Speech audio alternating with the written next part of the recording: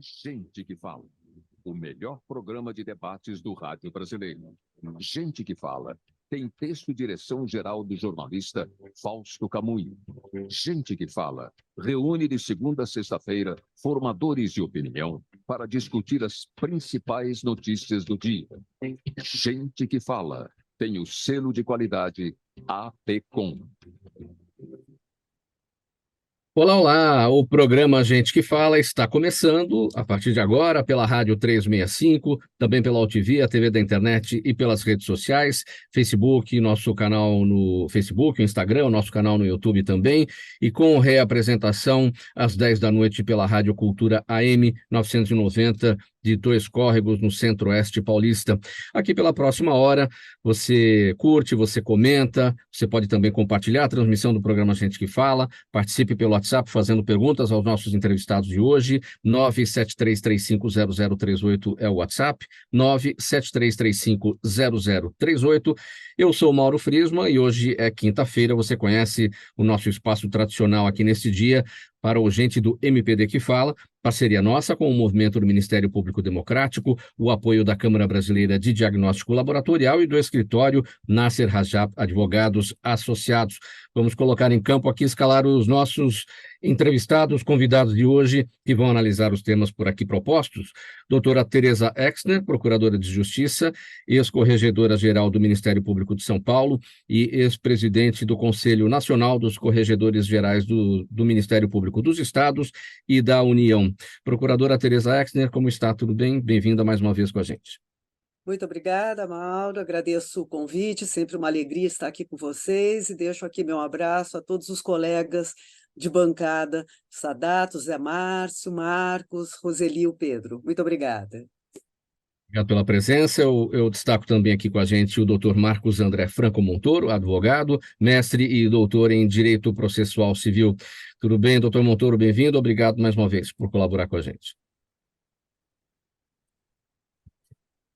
Doutor Montoro, seu áudio fechado, por gentileza.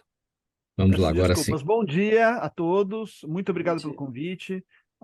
Estou feliz de estar aqui de novo e agradeço, cumprimento a todos os integrantes do programa de hoje. Antes da apresentação dos demais, doutor Montoro, uma pergunta ligeira aqui. A razão da sua gravata verde que nós estamos vendo aqui, qual é? A gravata verde faz parte da liderança, né? Mas é só uma liderança provisória, vamos ver se vai até o final, né? Não podemos cantar a vitória antes. Sim, mas o importante é esse momento, então tem que ser desta forma para poder marcar essa liderança do momento atual. Muito bem, com a gente também a Roseli Fishman, ela é professora, expert Unesco para a Coalizão de Cidades contra Racismo, Discriminação e Xenofobia, e ela é professora emérita da Faculdade de Educação da USP. Tudo bem, professora Roseli? Bem-vinda mais uma vez. Seu áudio fechado, professora. Pode abrir. Seu áudio está fechado, professora Roseli. Sim, desculpe. Muito obrigada, então, por me receberem mais uma vez aqui, né, Mauro? Muito obrigada. Queria cumprimentar a doutora Tereza, uma grande satisfação daqui, doutor Montoro, José Márcio.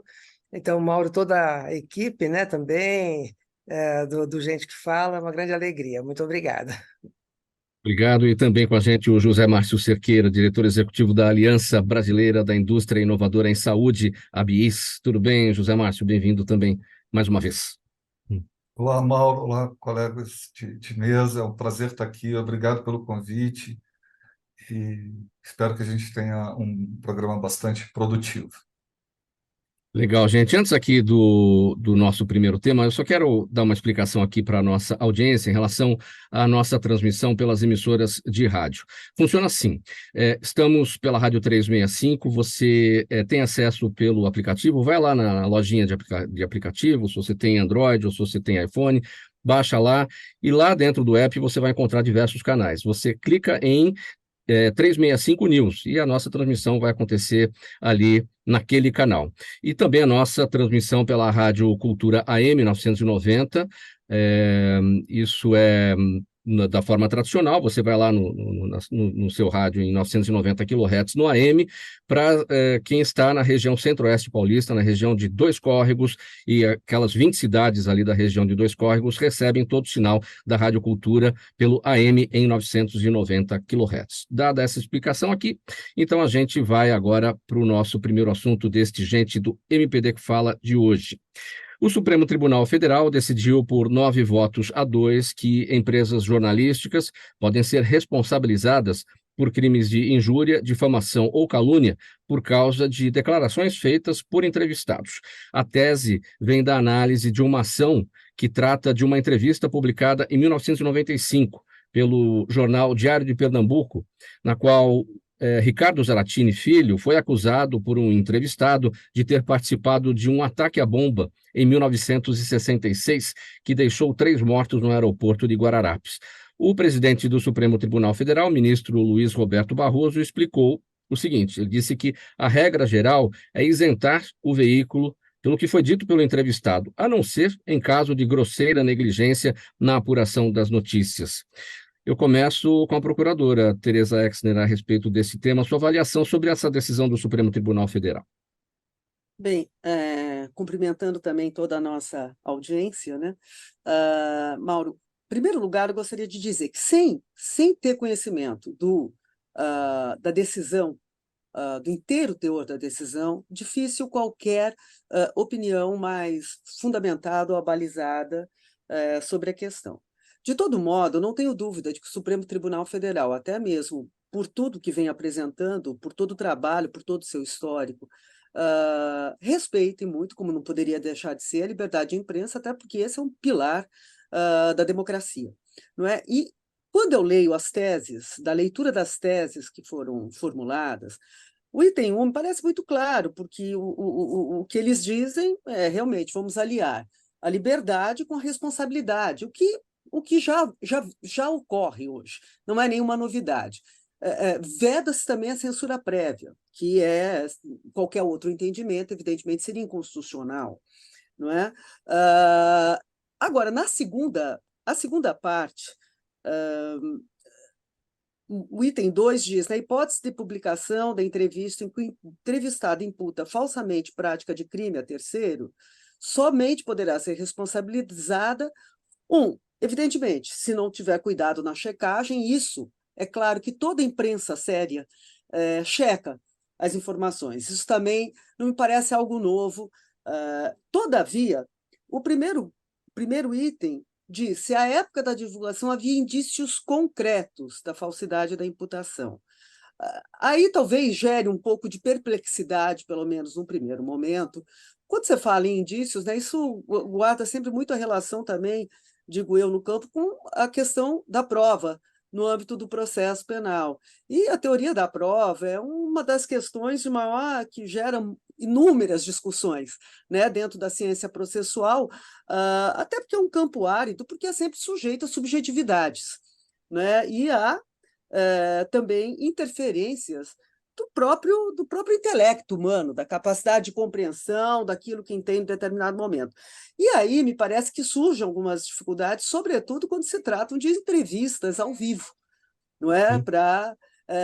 Não sei, mas tenho também absoluta certeza, quando o ministro Barroso já disse, quando houver uma negligência, né, grosseira, alguma coisa, acho que nesse sentido foi a expressão que ele usou, parece que o Supremo sempre, e a Justiça sempre terá esse cuidado na análise.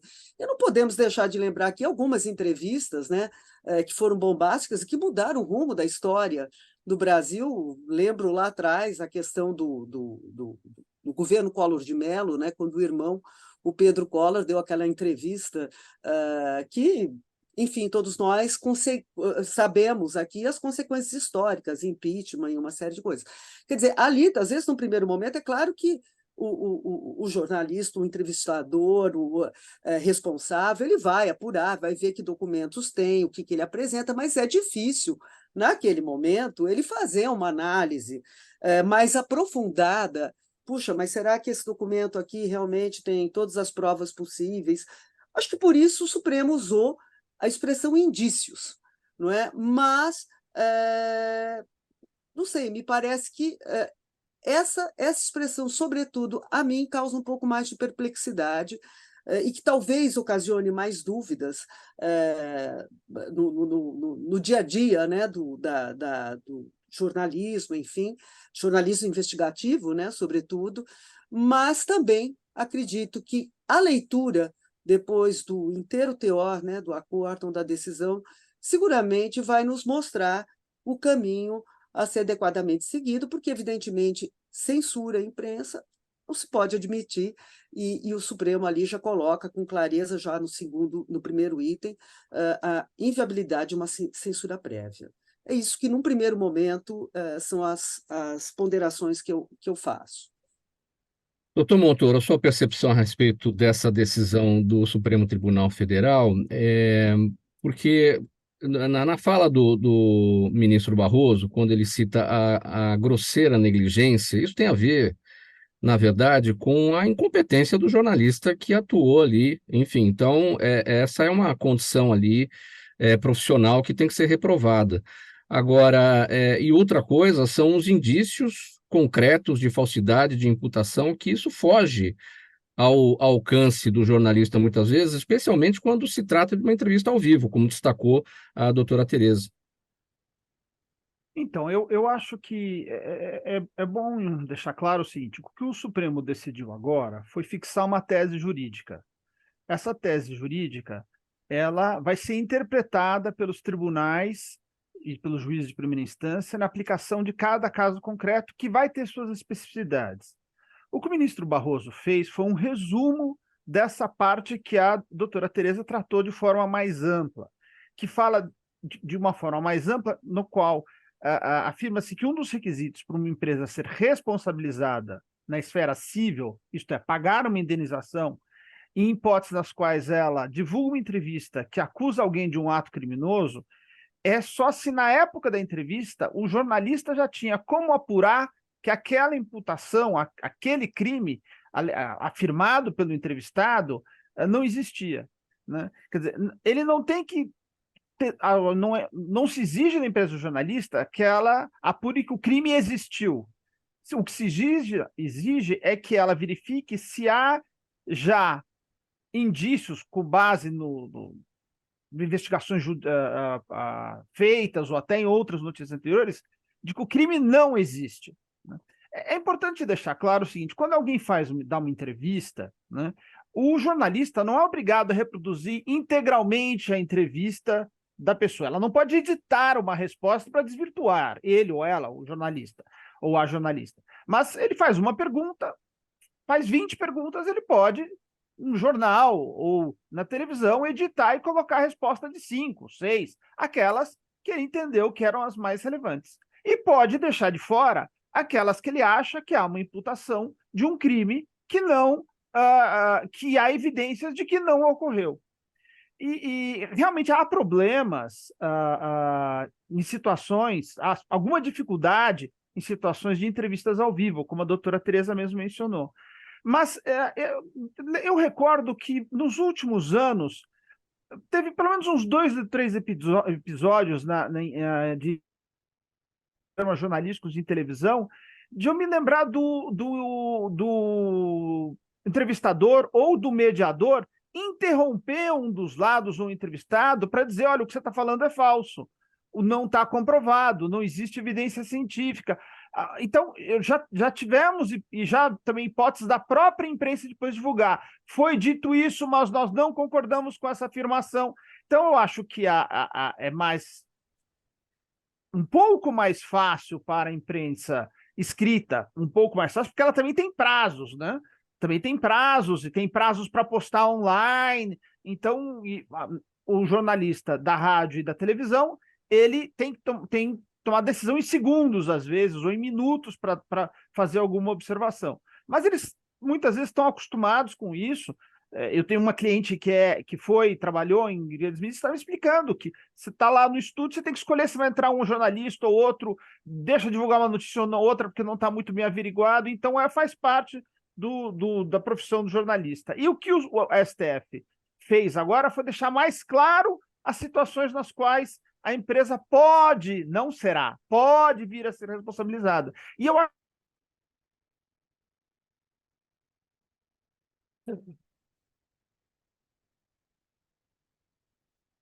feito explicações e isso está ser debatido e fazer parte da formação do jornalista e as empresas cuidarem desta questão. Professora Roseli, sua percepção a respeito dessa decisão do Supremo? Bom, deixa eu entrar aqui bem modestamente, falando com duas pessoas, né, especializadas aí no campo da justiça. A doutora Tereza deu uma aula para nós, né, fazer mais um pouco assim de comentários em torno, né, Mauro? Eu acho que nós temos hoje em dia uma situação bastante complicada com as mídias, as mídias sociais, né, as redes sociais, onde muita notícia é divulgada não sendo verdadeira. Quer dizer, existe um jornalismo profissional, né, e esse tipo de divulgação que é feito de uma maneira extremamente complicada, né? Me parece que isto é algo que precisa ser pensado, os cancelamentos, né? Os modos de jogarem mesmo falsidades, né, sobre as pessoas, sobre suas opiniões. Hoje em dia, com a inteligência artificial, a distorção, inclusive, né, que fica muito fácil você montar alguma coisa. Então, essa notícia ela nos traz esse tipo de alerta de qual é a notícia que nós estamos consumindo, quem é que está preparando essa notícia. Me parece que justamente a defesa do jornalismo profissional é o caminho mais indicado, né, em algo assim, porque fazer jornalismo não é qualquer coisa, né? Existe uma formação, existe um código de ética, né? Então, isso me parece que é um ponto. O outro ponto é que a pessoa que é entrevistada, ela precisa responder por aquilo que fala, né? Então, a doutora Teresa lembrou a questão, né, ao vivo, né? A pessoa pode aproveitar aquele momento e falar alguma coisa que nem foi combinado antes, e o que o jornalista vai fazer? Não é simples, né? Então, me parece que isso é algo que é bastante sério, não tirar a responsabilidade de quem efetivamente tem essa responsabilidade, que é aquele que está falando, né? Então, não é cercear a liberdade, né, de expressão, mas colocar uma responsabilidade em quem fala alguma coisa que não é verdadeira, né? E só para fechar um pouco, lembrar que o próprio Supremo foi alvo, né, vítima desse tipo de situação, quando houve agora recente o julgamento dos vândalos lá do 8 de janeiro, né? Quando os advogados que deveriam fazer a defesa, né, foram fazer a sua sustentação oral e acabaram ofendendo a Suprema Corte, ofendendo ministros, né? Então, isso aí mostra, né, qual é o limite de você controlar, né, entre aspas, aí, a expressão das outras pessoas. Então, parece que é um alerta muito importante para esses diversos tópicos, né? E como disse a doutora Teresa, o doutor Montoro vai ter que interpretar direitinho, né, o que está aí para não colocar responsabilidade imprópria, né? Quer dizer, acho que aí sempre quem emitiu a opinião é que tem que se responsabilizar pelo que diz, né? Um outro ponto, professora, eu fico preocupado com o seguinte: evidentemente, existem fontes que são mal intencionadas para levar informação para o jornalista, mas o jornalista ele tem que estar preparado para perceber essa intenção e saber filtrar o que é verdadeiro e o que não é. Então, claro, cabe aí a competência do jornalista, e aquele que for incompetente, isso tem que ser condenado, evidentemente, né? Agora, eu fico preocupado se isso nessa dificuldade das fontes mal intencionadas em levar a informação para um jornalista sério, se isso não vai agravar o problema das fake news nas redes sociais, ou seja, é uma enxurrada aí de conteúdos que muitas vezes a fonte não conseguiu levar para a imprensa séria, e aí acaba levando isso para as redes sociais. Me parece que essa questão das fake news é, hoje em dia, um dos maiores problemas, até porque você tem assim, a imensa maioria do público consome, né, a internet como se fosse verdade. Nós vimos isso muito durante a pandemia, nós vimos em alguns posicionamentos políticos não esclarecidos, né? A pandemia foi particularmente assim dolorosa, né, nesse sentido. Então, eu acho que esse é um problema maior mesmo, sabe? Como ter alguma regulação, veja, não é o problema de controlar, né? Mas pensar nas redes sociais é uma questão assim, é um campo novo, é algo novo, mas parece que não pode ficar dessa forma que está, não, meio terra de ninguém, sabe? E se me permitir, Mauro, só doutora. um complemento dentro disso que a professora Roseli falou e que eu concordo, e também ter em mente aquilo que o doutor Montoro disse, que essa é uma tese fixada, mas não é que ela vai ser aplicada implacavelmente, né? Tudo vai depender da análise do caso, é caso a caso, casuisticamente, né? Então, cada situação vai ensejar análise própria. Então, acho que isso é importante também deixar fixado aqui. Obrigada. José Márcio, a sua percepção a respeito desse tema, e vamos olhar também para a questão da saúde, a saúde que foi tão procurada aí pelos veículos de comunicação ao longo dos últimos anos para tratar das notícias relacionadas à pandemia. Sim, Mauro. Meus antecessores foram bastante equilibrados e muito lúcidos nas declarações, especialmente a doutora Tereza. E eu vejo da seguinte forma: fake news mata, especialmente na área da saúde, tá? Fake news mata. Então, de alguma forma, essas pessoas e essas empresas precisam ser responsabilizadas. E eu entendo que isso não só no Brasil, tá? Isso é um fenômeno global. E Sim. eu acredito que o caminho de ir no bolso das empresas é o mais eficiente no fim do dia. Então, é, é, é, alguém comentou, não me lembro mais quem, se foi a doutora Tereza, que a imprensa séria ela já faz essa checagem, né? O que a gente percebe é que existem veículos que não têm uma preocupação com os fatos, têm uma preocupação em polemizar, em trazer discursos e confundir liberdade de expressão com cometimento de crime. Esse eu acho que é o maior desafio da sociedade global atualmente é esse. Uma coisa é liberdade de expressão, outra coisa é você cometer um crime. Então, do meu ponto de vista, falando de forma bem superficial, até porque não conheço o processo, não conheço as partes, não, eu entendo que, pelo menos assim, em primeira vista, foi uma decisão acertada. Muito bem, a gente prossegue por aqui com o programa Gente que Fala, edição de quinta-feira. É sempre o Gente do MPD que fala, parceria nossa com o Movimento do Ministério Público Democrático, o apoio da Câmara Brasileira de Diagnóstico Laboratorial e do escritório Nasser Rajab Advogados Associados. Pela Rádio 365, pela Altivia TV da internet, redes sociais, Instagram, Facebook, nosso canal no YouTube e pela Rádio Cultura na retransmissão à noite, Rádio Cultura AM 990, no interior paulista, no centro-oeste paulista. O próximo assunto é o seguinte: o Conselho Nacional de Justiça determinou a abertura de uma reclamação disciplinar para apurar a conduta da juíza do trabalho, Kismara Brustolin, do TRT da 12ª Região.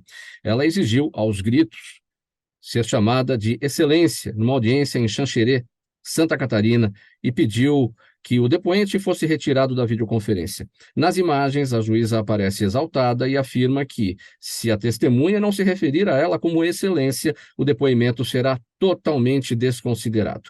O CNJ entende que ela pode ter violado deveres inerentes à magistratura, dentre os quais o dever de urbanidade para com os advogados, com as partes e também as testemunhas. Doutora Tereza Exner, o que esse episódio nos revela? Olha, eu acho que aqui dá para pegar, inclusive, um gancho com o que a gente vinha falado anteriormente, né? Primeiro, claro, eu assisti isso, repercutiu em todas as mídias, né? Sem dúvida nenhuma, o dever de urbanidade obriga a todos nós. Né? A gente coloca isso na área como operadores de direito, mas a todos nós como cidadãos. Né?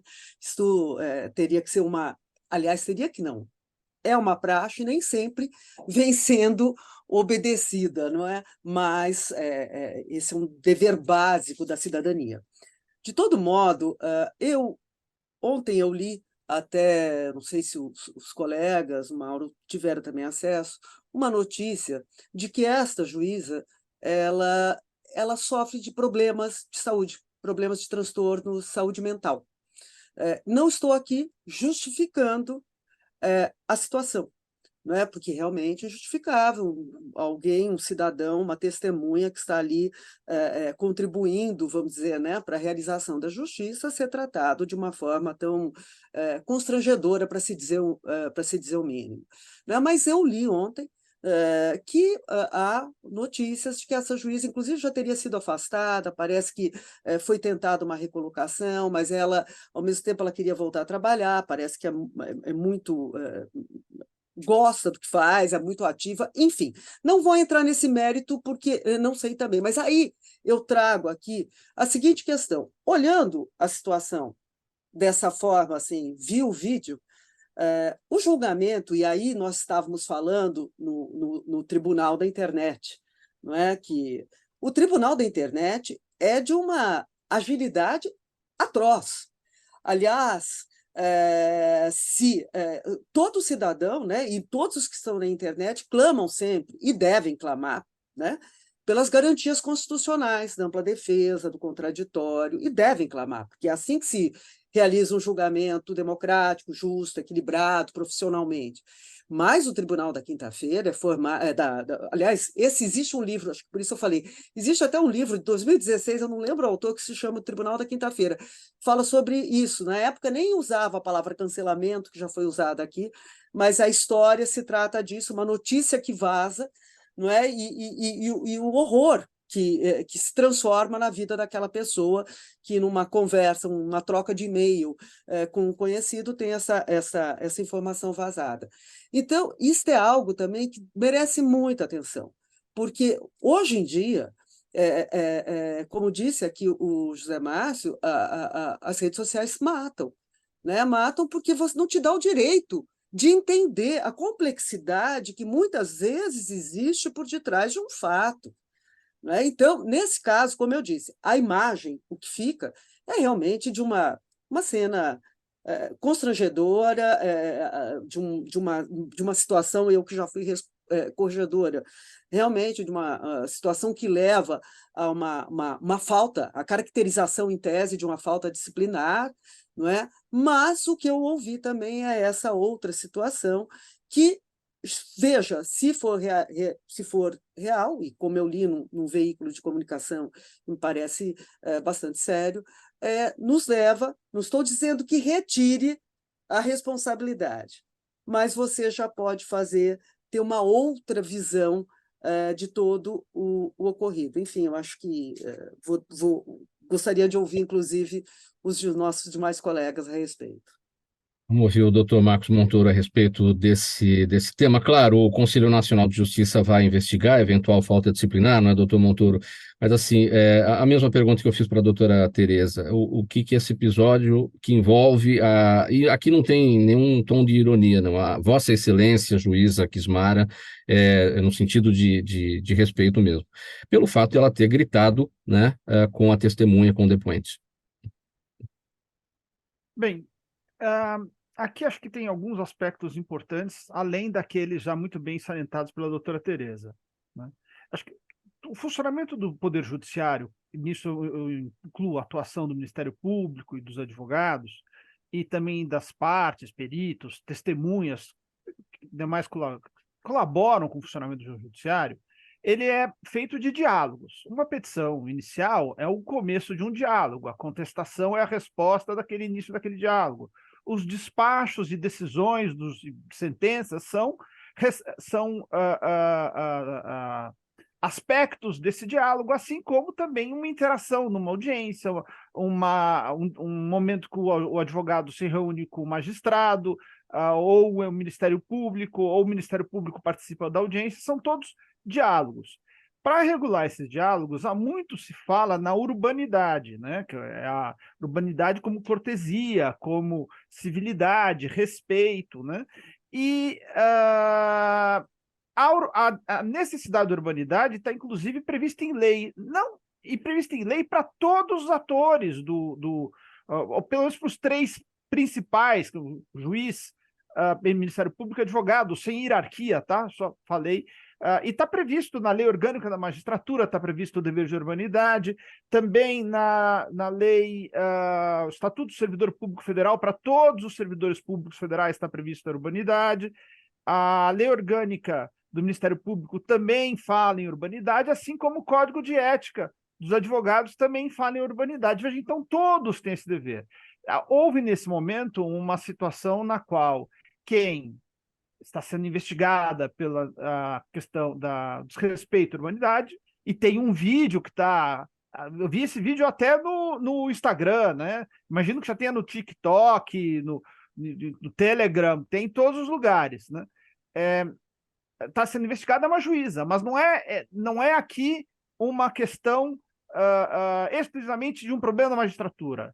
Eu já vi advogados perderem a compostura e tratarem colegas ou juízes com falta de humanidade, já soube de situações também envolvendo o Ministério Público. Então é uma questão que tem que ser salientada, importante, não envolve só a magistratura. Isso não é um defeito da magistratura que veio à tona, não.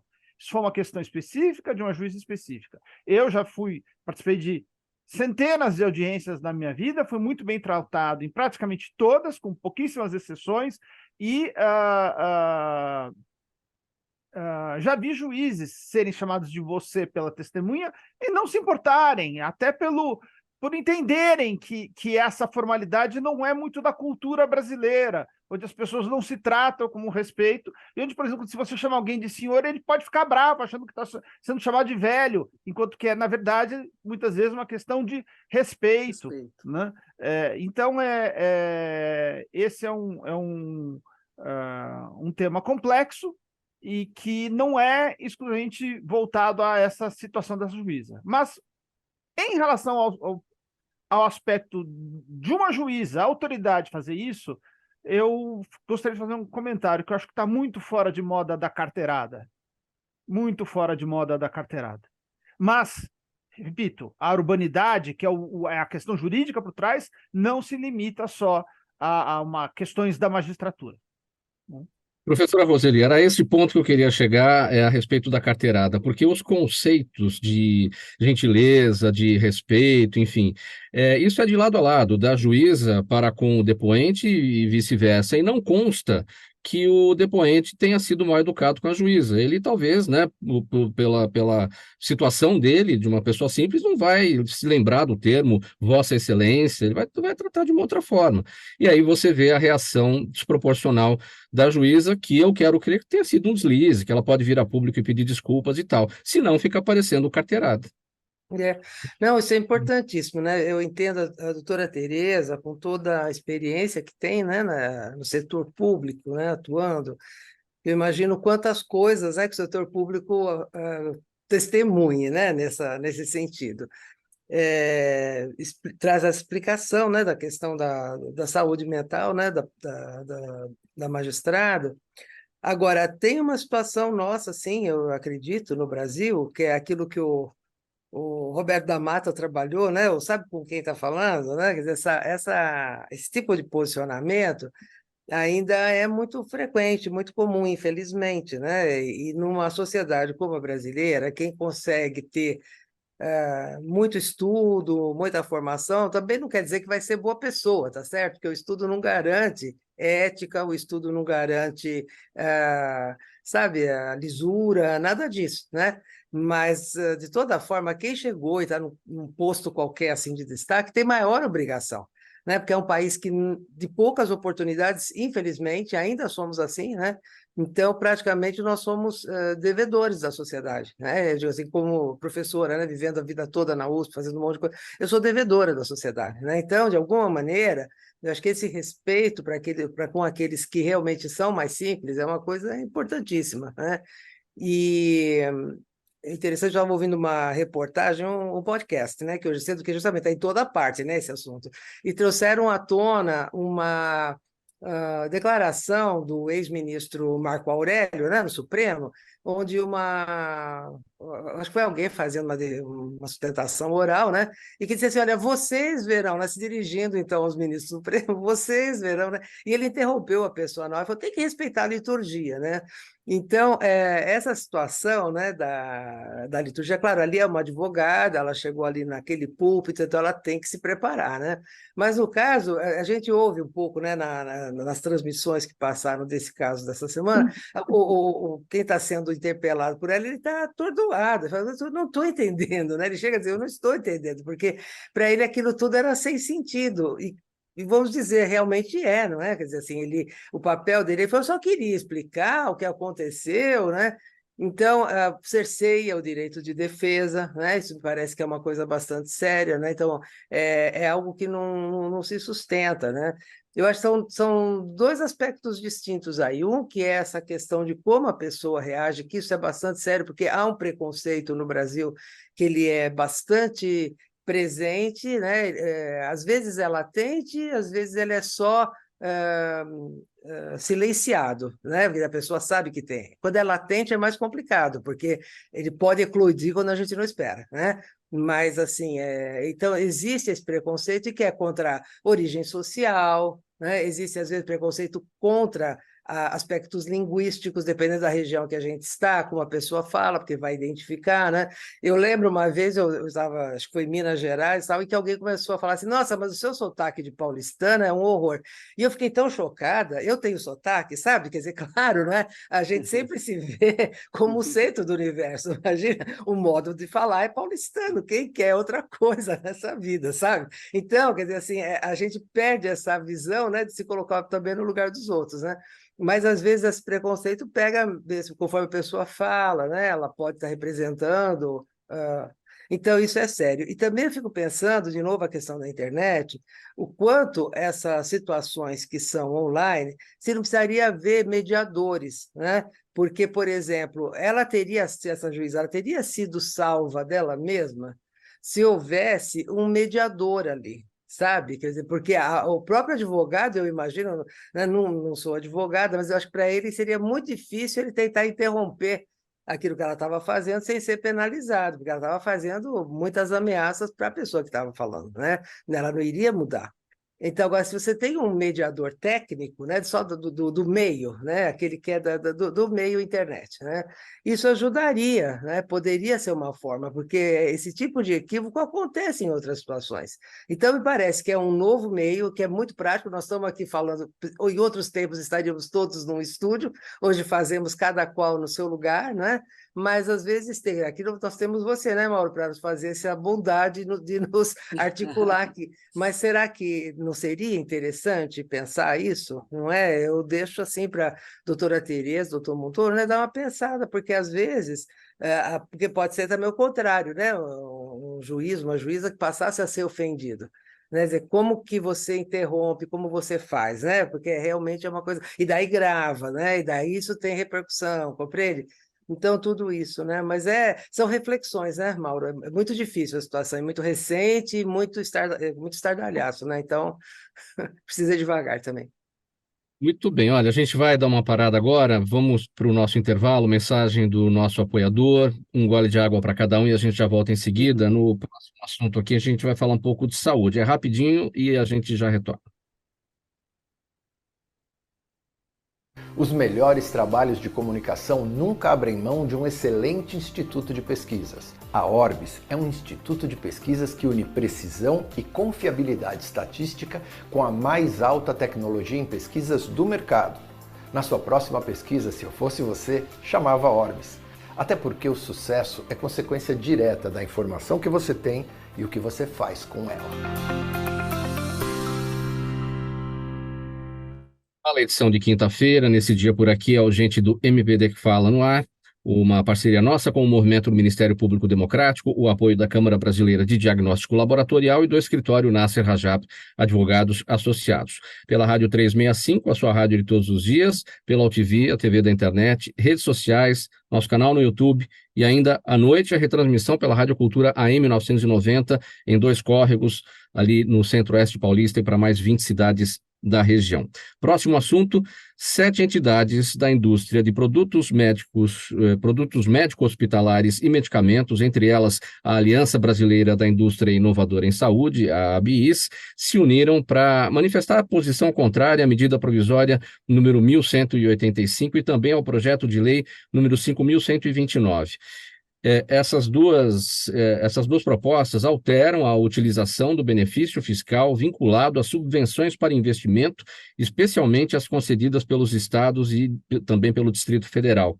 Aí, numa nota conjunta, as entidades do setor produtivo da saúde afirmam que as mudanças aumentam a carga tributária, provocam insegurança jurídica e impactam profundamente no acesso da população à saúde. José Márcio, vamos clarear bastante para a nossa audiência mais leiga a respeito dessa questão. São medidas que acabam com convênios ICMS, né? Vamos trocar em miúdos isso. Do jeito que está a notícia, ela está muito técnica, né? Ela está com. Mas, em síntese, a gente está falando de um aumento expressivo na tributação de medicamentos e dispositivos médicos. Dispositivos médicos são tudo que a gente usa na saúde que não seja medicamento, falando de uma forma grosseira. Então, seja uma maca, uma luva, uma máscara, um stent, um PET scan, todo esse universo de produtos que nos socorrem aí quando tem necessidade. E esse aumento ele pode impactar bastante no acesso, porque existe uma coisa, Mauro e colegas, é que nenhum sistema de saúde do planeta, nenhum, tem dinheiro para todo tipo de tecnologia médica. Então, as sociedades elas vão fazendo escolhas para o que é aquilo que pode ser usado, seja na saúde pública, seja na saúde suplementar. Então, você vai fazendo escolhas. Isso acaba envolvendo uma cadeia enorme de empresas e pessoas e trabalhos, porque você tem desde do hospital e todo o seu funcionamento, a indústria, o importador, o distribuidor, o plano de saúde, o seguro-saúde. Ou seja, a gente está falando de uma coisa absurda em termos de tamanho. Esses benefícios, que são chamados de benefício, que são isenções dadas de um determinado tributo, que é o ICMS, ele remonta lá aos anos 90. Ele foi criado como ele é um convênio que era para ser temporário, se perpetuou, então houve um assentamento dessa cadeia da saúde aí, no sentido de ter essas isenções. E essa medida provisória, essa lei, o governo buscando aumentar sua arrecadação, o que também considero justo, você precisa ter verba para todas as despesas do governo, busca acabar com essa medida, acaba por acabar com essas isenções. Então, de forma muito precipitada, muito abrupta, não há tempo para dialogar, uma medida provisória ela tem impacto imediato. Então, a ideia que a gente tem é de trazer essa discussão, essas 7 entidades, tanto da área de medicamento quanto do dispositivo médico, fizemos esse manifesto e a ideia é debater isso no Congresso e com a sociedade de um modo geral, para que haja uma compreensão melhor do tamanho do problema que foi criado. De que forma essa manifestação, por meio dessa nota, com essas 7 entidades, cria essa interlocução de fato com o Congresso Nacional, com o Executivo, com, de fato, o Ministério da Fazenda, né? Como você destacou, o governo está atrás de acabar com isenções para obter receita, está atrás do déficit zero, tem a ver, isso corre em paralelo também com aquela outra situação da desoneração de folha de pagamento, enfim, é o governo correndo atrás para acabar com isenções e aumentar o caixa. Então, como a gente faz esse trabalho na prática, Mauro, é relativamente simples. A gente pega essa ideia, você tem uma parte técnica, que é uma parte feita por tributaristas, que fazem essa parte técnica, tem a parte política, onde você fala das implicações que isso pode ter para a sociedade, em termos especialmente de acesso, repito. Acesso que eu digo é acesso à tecnologia. E você leva para o Congresso Nacional no sentido de tentar convencer os parlamentares, seja na Câmara, seja no Senado, que vão votar aquela matéria, de que eles precisam olhar para aquilo com mais delicadeza, que eles precisam parar e avaliar o impacto que aquilo pode trazer. Então, a gente, e, obviamente, também no Executivo. Mas como são medidas que estão tramitando no Congresso agora, o foco inicial é direto no Congresso. Dá para ter uma avaliação de quanto a saúde ficaria mais cara com o fim das isenções? Nesse setor específico, que não são todos os produtos, né, mas a parte mais importante, a parte mais cara está lá, seria em torno de 25% a 30% o impacto que a gente imagina no produto. Em produtos médicos hospitalares e medicamentos? E medicamentos, exato. Bom, vamos aguardar então os resultados, né, vamos ampliar o debate. O debate está posto e vamos aguardar. Vamos seguir aqui com o próximo tema. O ex-procurador-geral de Justiça do Rio de Janeiro, Eduardo Gussen, foi nomeado oficial de integridade da CBF. Ele será o chefe da unidade de integridade criada para combater a manipulação de apostas esportivas. caberá à unidade coordenar uma força-tarefa privada que faz investigações sobre manipulações de resultados e subsidia as autoridades públicas com informações. Palavra-chave está aqui, não é, doutor Montoro? Força-tarefa. Ele não vai conseguir nada sozinho, o Eduardo Gussen, à frente dessa unidade, né? Que tem bastante gente, né, na CBF, mas depende de outros órgãos, de outros atores nesse trabalho, correto? Sim, correto. Perfeita a sua observação e ela é parte exatamente do que eu pretendo falar, que é o seguinte.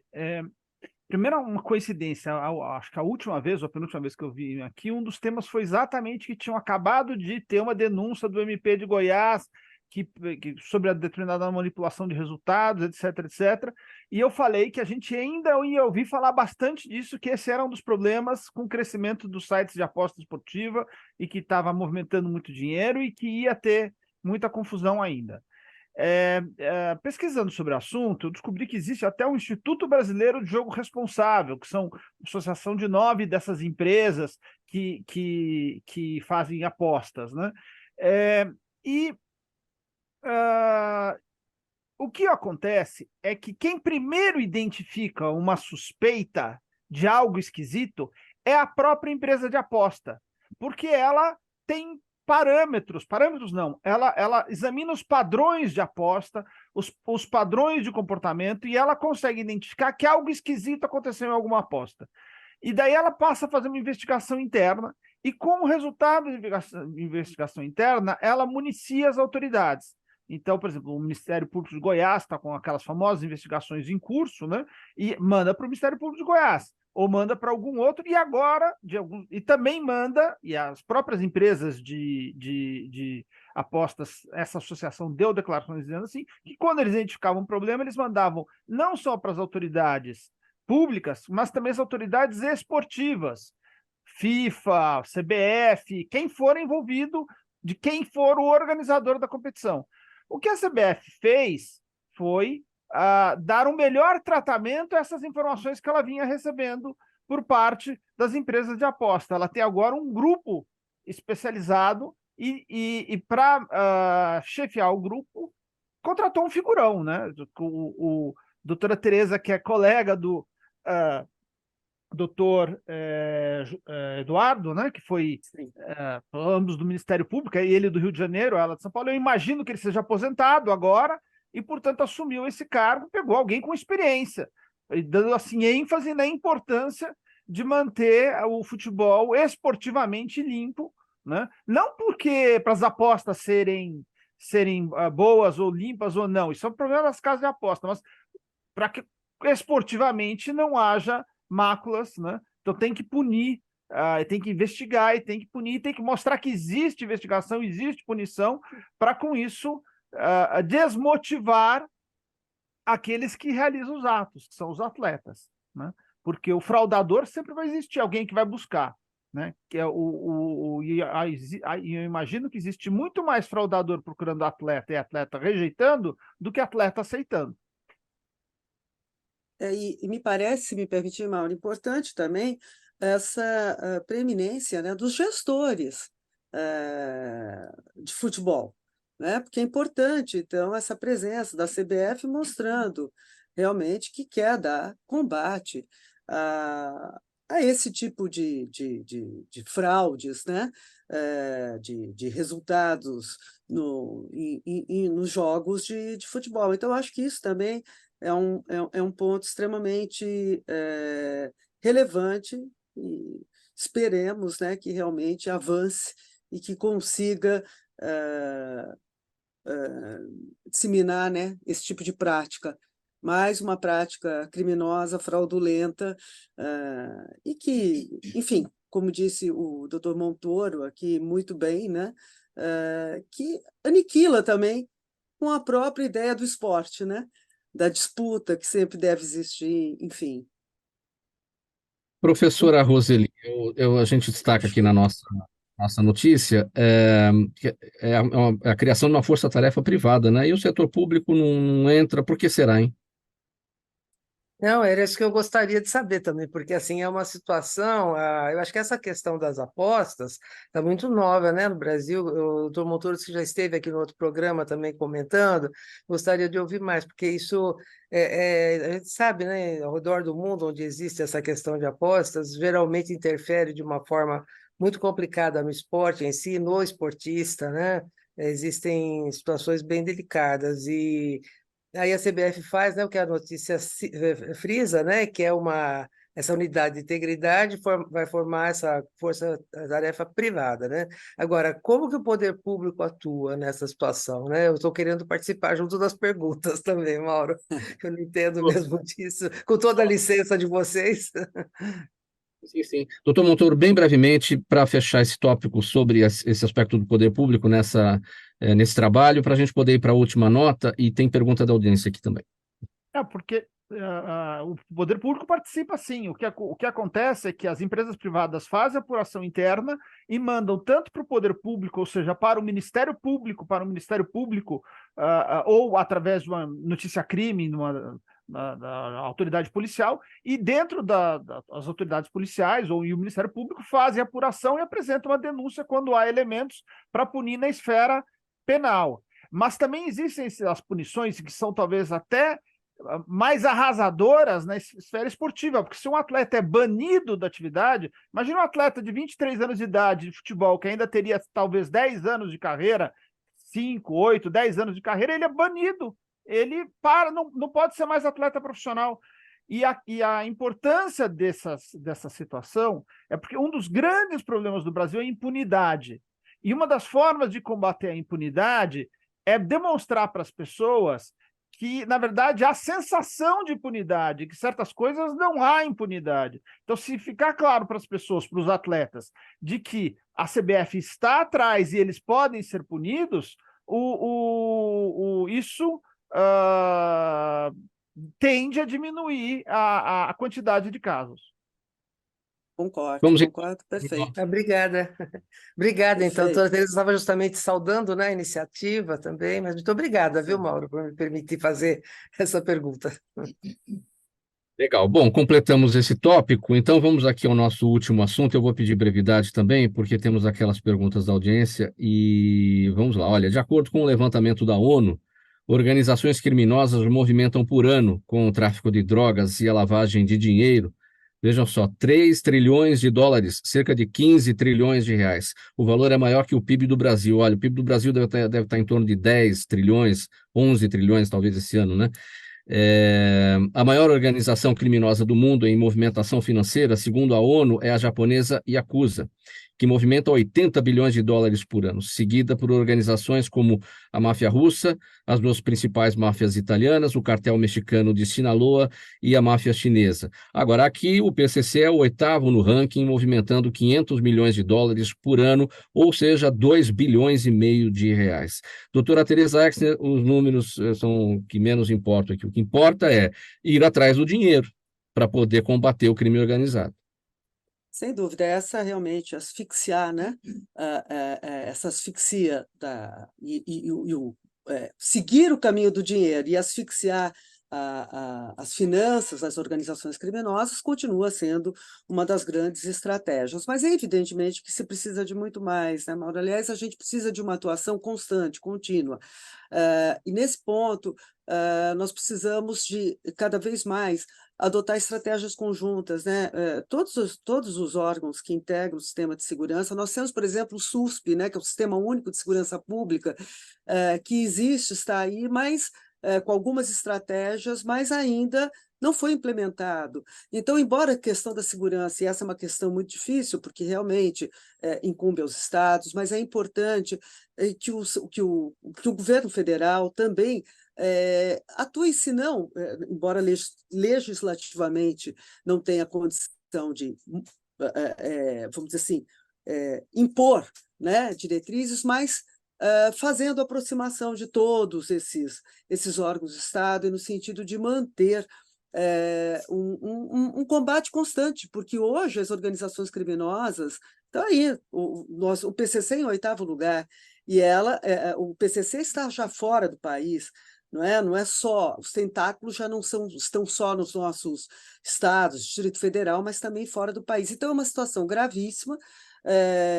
Eu vejo que o tempo urge aqui, mas teríamos muito a acrescentar a respeito desse tema, mas eu vou me limitar a ficar por aqui para também ouvir os demais colegas e estou vendo que o nosso tempo está terminando. Mas é um tema enorme, uma situação de enorme gravidade e nós precisamos de respostas para ontem, porque a população também quer saber como é que eu posso sair à rua e ter segurança, né? E a criminalidade organizada hoje é uma chaga gigantesca na área da segurança pública. Como destacou a doutora Tereza Exner, o tempo urge. Eu tenho 4 minutos aqui, eu tenho 4 perguntas da audiência, uma para cada um de vocês, então eu quero pedir brevidade a todos. Doutora Tereza está com a palavra, então eu vou com a pergunta aqui da Luana Coutinho, ela está no YouTube, e ela pergunta o que podemos esperar de Paulo Gonet no comando da Procuradoria-Geral da República. Claro, tem um caminho aí, ele precisa passar pela sabatina no Senado, enfim, mas chegando lá, o que se esperar? Olha, do que pessoalmente eu não conheço, mas do que sei de informação, que é um colega que bastante conservador, que faz um trabalho muito bom, né? Bastante competente tecnicamente. Agora, eu acho que não é esperado Paulo Gonet, é esperado o Procurador-Geral da República, né? Qualquer que seja ele, qualquer que seja o nome indicado. O Procurador-Geral da República tem que ter independência na sua atuação, né, como todo representante do Ministério Público, e, como eu costumo dizer, Mauro, há uma falha que o Ministério Público jamais pode cometer, que é a da omissão. Eu costumo dizer, sempre disse a todos os meus colegas, enquanto corregedor, e costumo dizer, ao Ministério Público incumbe um dever, onde houver injustiça, tome partido. Então, o que se espera desse procurador-geral, de qualquer outro, o que eu espero e acho que a população e a cidadania deve esperar é esse compromisso de dever, de observância ao nosso dever constitucional. José Márcio Cerqueira, bem rapidinho, por gentileza. Luiz Carlos Melo, no Facebook, te pergunta por que, de um modo geral, os custos com a saúde estão cada vez mais elevados. É uma pergunta que não dá para responder rapidamente, mas o que eu posso dizer é que talvez a principal coisa que vem acontecendo na saúde seja do ponto de vista administrativo. São gastos que se elevam na administração de todo o sistema. Professora Roseli, a Juliana Rocha, no Instagram, pergunta: é possível termos nas escolas brasileiras um ensino religioso amplo e não tendencioso? Bem rapidinho. Bom, é que apareceu a Roseli, o pessoal faz essa pergunta, né? Porque não tem nenhuma das questões aí. Não, veja, eu tenho uma posição historicamente consolidada, né, em relação a isso, que o ensino religioso nas escolas públicas não pode ocorrer sem que acabe acontecendo discriminação, sabe? A pluralidade que nós temos no Brasil, ela é imensa, né? Então você acaba desatendendo alguém, inclusive muitas vezes os próprios docentes ou funcionários e tudo mais. Então, parece que a escola pública não é um lugar de se praticar ensino religioso. Isso é para as famílias, isso é para os grupos religiosos. A liberdade de religião ela é muito importante para ser tratada de qualquer forma, tá certo? Doutor Montoro, muito rapidinho. Maria da Graça Alvim, no Facebook, diz: recentemente, o vice-presidente da Vale, Alexandre D'Ambrosio, disse que orienta a sua equipe jurídica, especialmente no Brasil, a evitar a arbitragem. Ele tem razão? É a pergunta dela. Bem rapidinho. A arbitragem está em xeque nesse momento, não só por causa dessa declaração, mas de algumas questões. Mas isso é natural quando cresce qualquer instituto. Qualquer coisa que cresce acaba aparecendo alguns problemas. Mas eu ainda acho que essa declaração é errada. Acho que a arbitragem é uma forma segura e válida, com bastante fiscalização, né, das partes, e elas podem levar os casos mais complicados para o Poder Judiciário. O Poder Judiciário tem julgado, e quando há desvios e nulidades, tem anulado arbitragens. Mas isso ainda é um percentual pequeno de arbitragens que isso acontece, né? Mas o alerta feito pelo presidente da Vale está sendo discutido dentro da comunidade arbitral para tentar aperfeiçoar o sistema.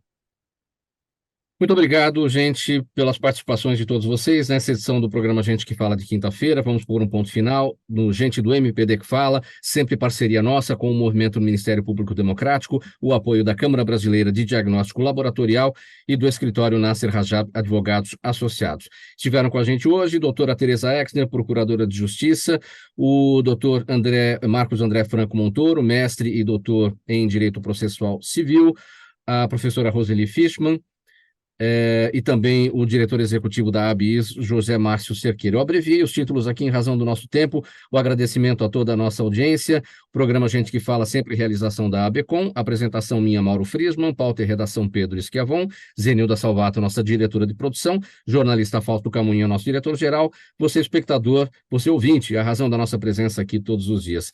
Pela Rádio 365, quem vai ficar na companhia agora, chegando o Lucas Neto com o programa O Melhor para a Melhor Idade. A gente volta amanhã, a partir do meio-dia, com mais uma edição do programa Gente que Fala. Um abraço a todos, tchau e até lá.